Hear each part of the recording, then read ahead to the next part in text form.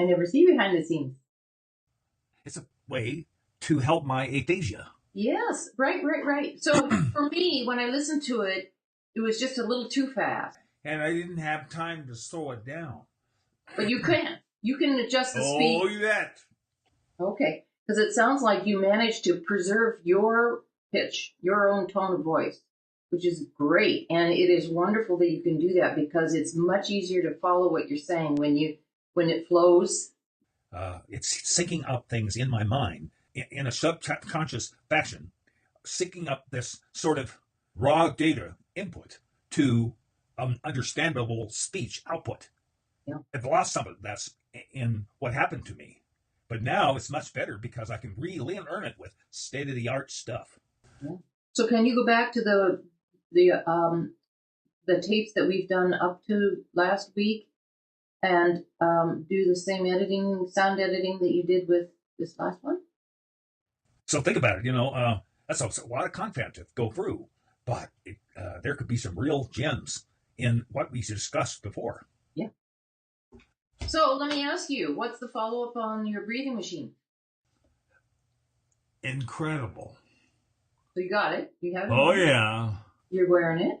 And I'm wearing it, and I'm gone to the world until the morning, other than dreaming, right? No waking up, no nothing. And it's part of me. That is wonderful. That is great. So it's really,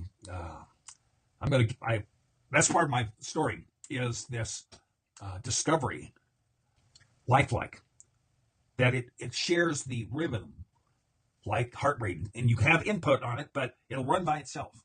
Mm-hmm.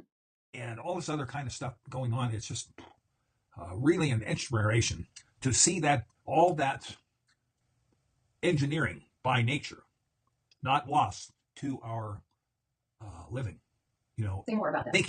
thinking, and wanting to do better. Why reinvent the wheel when nature has done it a pretty good job of it already? That doesn't mean we can't amplify it on it or enhance it or whatever.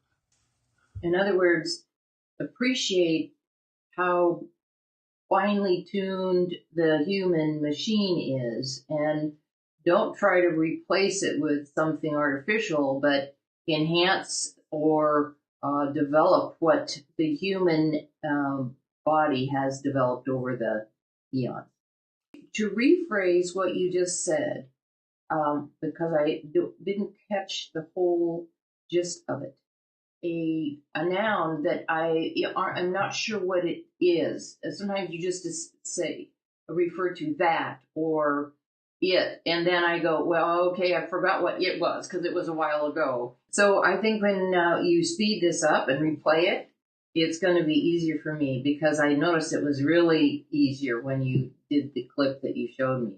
If in that process there would only be a little delay between the time that I said it and you heard it, meaning that there is a time to edit and speed things up.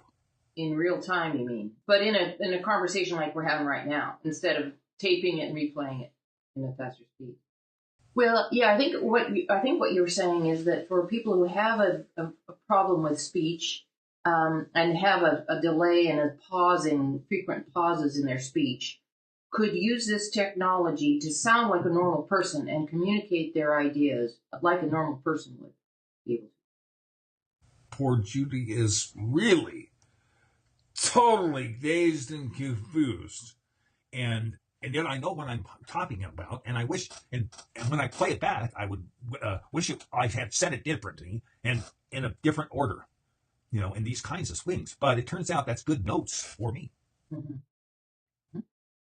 And that's important because there are more people involved that require a collaborator's understanding. Who are those people? The people who produce the film. You've got to be able to communicate what's in the mind's eye of the creator into enough different people to make it possible to tell a good, compelling story. So you think this audio editing thing that you come across is going to help you communicate your ideas to all of those people that will help make this production? Out of that, I hope will also flow out other people who recognize that there is a blessing in the brain having to start over. There is nothing like necessity for rapid expansion of neuroplasticity. High motivation. That's why I'm just having the time of my life. The best work I've ever done. Most satisfying work I have ever done. I'm lucky enough, but also skilled enough. And that I have reverence for those skills that I have acquired by virtue of the way that I had to acquire them, even after the stroke. That's very good. I think that piece that you just said, that, last couple of minutes, is a real central part of the story. That's the whole reason for speech, is to have a listener. Working out pretty good that I have an internal audience. So I'm working on that. But you're the person that has really launched this thing into such a believable venture. Let me ask you about the thing that you just said about the listening part. I think what you were saying, and correct me if I'm wrong, because this is another important part, I think, of by speaking to another person who's listening and trying to grasp what you're saying, it does something to your own internal audience and helps solidify or set better your own ideas. Would that be right? One would argue that speaking is for no other purpose. Why would you want to say something if there was no one there? So when you say many ways to branch out in terms of what? Many aspects of the story.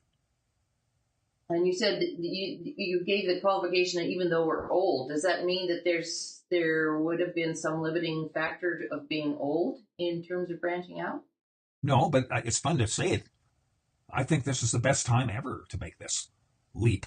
It's really it's a great platform for going on to what's next.